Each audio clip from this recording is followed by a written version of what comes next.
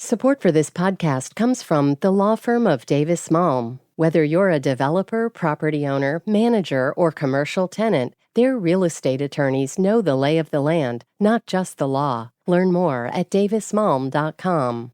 WBUR Podcasts, Boston.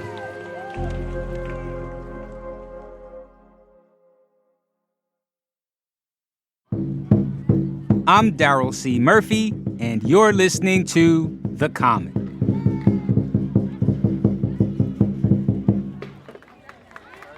We just saw the lion dance. It traditionally opens up a lot of events and ceremonies, and it's supposed to ward off the evil and bring in good spirits. So it's a very opening, good harmony, good luck event to have. And this is from the WBUR Vietnam Boston group. They do martial arts and lion dancing. And there's 3 little lions there, and they're just really cute. One person's controlling the head, and then someone else is hunched over in the back as the back of the lion.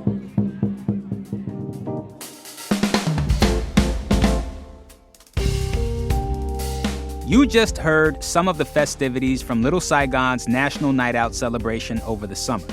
Boston Little Saigon is one of the city's 4 official cultural districts. It's located in Fields Corner in Dorchester. The district was officially designated in 2021, but to its residents, Little Saigon has been an anchor for Vietnamese culture in the region for decades.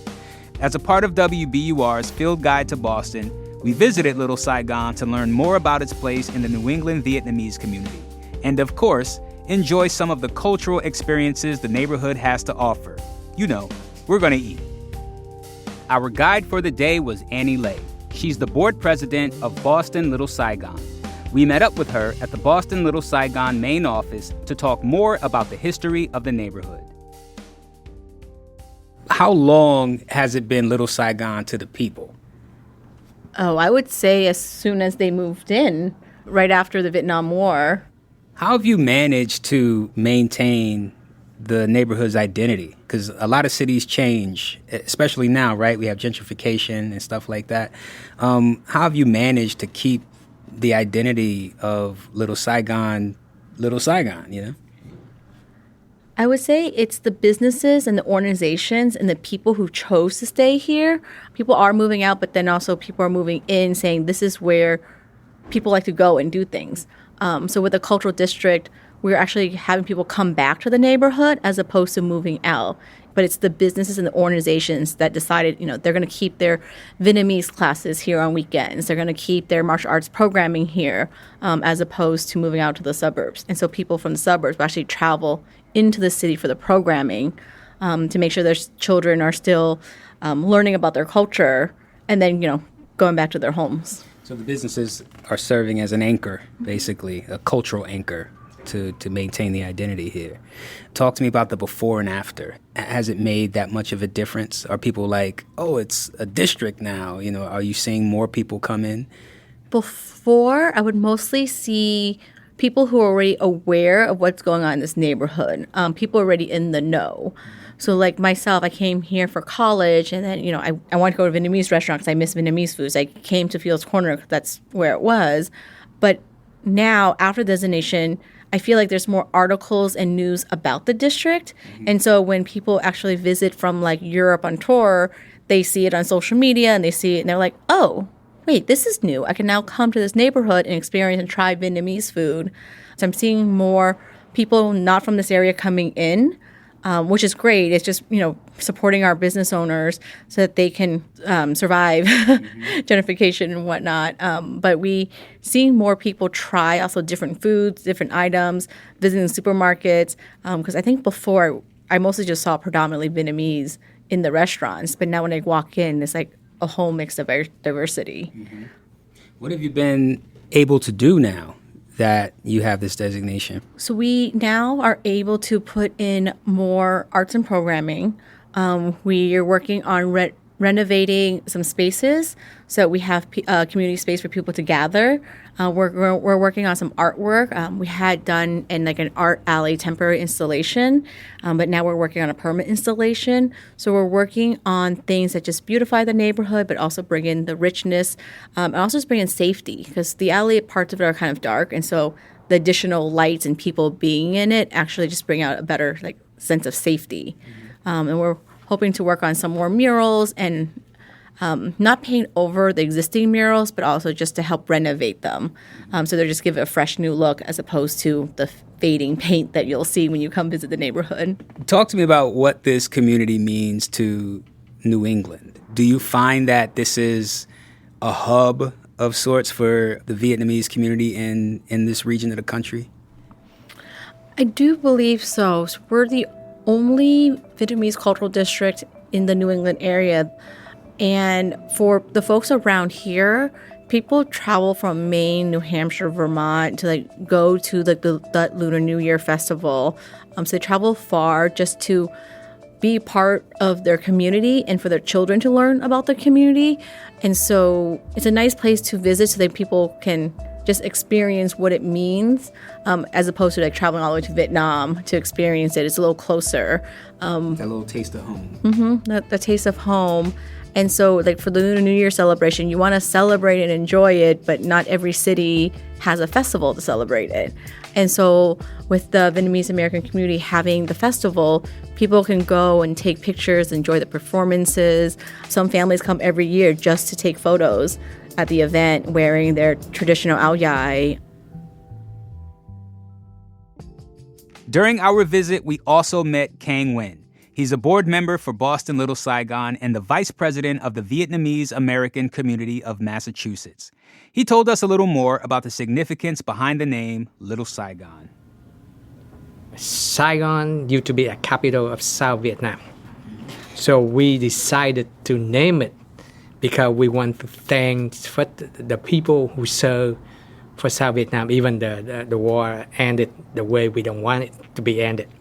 But we want to thank you people who sacrificed their life, spent time in prison. So they say, we still thank you them. That means we name it Boston Little Saigon. Also, we want to thank American people, especially the veteran who spent years in Vietnam defending for South Vietnam. Boston Little Saigon, we still remember you. A friend forever. That's called name Boston Little Saigon. We're going to take a break, but we'll be back with more from our adventure in Boston Little Saigon.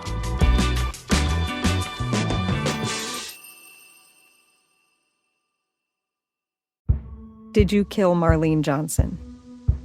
I think you're one of the first people to have actually asked. From WBUR and ZSP Media, this is Beyond All Repair, a new podcast about an unsolved murder that will leave you questioning everything. Somebody should be in jail for murdering my sister. A woman who's never been believed. As long as they think I have done this, then they're not looking for who actually did this. And that's what makes it a cold case. No, it's a botched case. And a search for the truth, once and for all. Wow, it just gets more interesting. Beyond All Repair. Listen and follow wherever you get your podcasts. Be careful. You're digging in a place that's been very peaceful for a while. Do it anyway. Dig.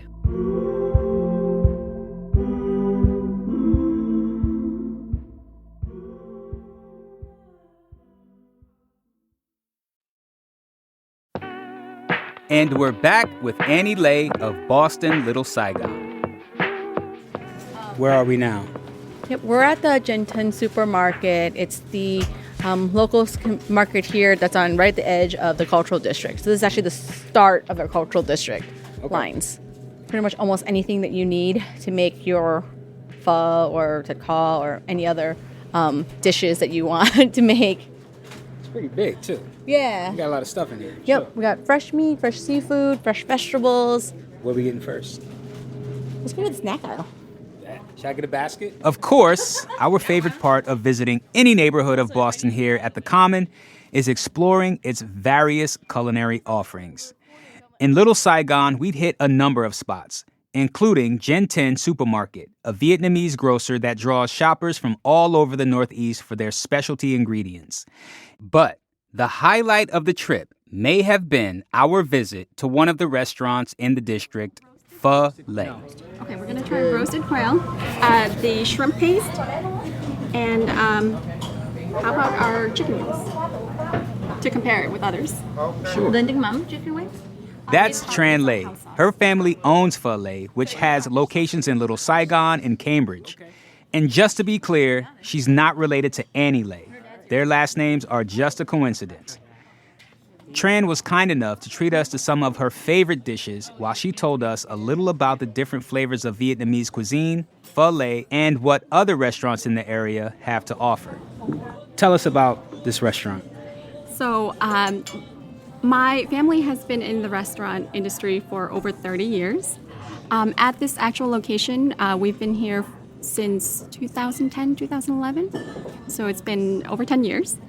We serve Vietnamese food from all 3 different regions of Vietnam. Tell me about that. What are those regions and what are the differences? Vietnamese food is varied by region. So the north is usually has a colder climate. Then there's the central, where a lot of the imperial, where the imperial palace used to be, or is. And then there's southern Vietnam, where it's plentiful in fish and agriculture. So, of course, the food takes on the landscape of the region. Right. What we do is we take a sampling of all of the different regions. So, for example, pho originated in northern Vietnam. And then there's things like the Vietnamese crepe, which is very popular in southern Vietnam. Okay. And then we have bún bò Huế, which is a beef noodle soup that is a specialty of central Vietnam. Okay. And then all the different, we have more dishes that are particular to different regions of Vietnam.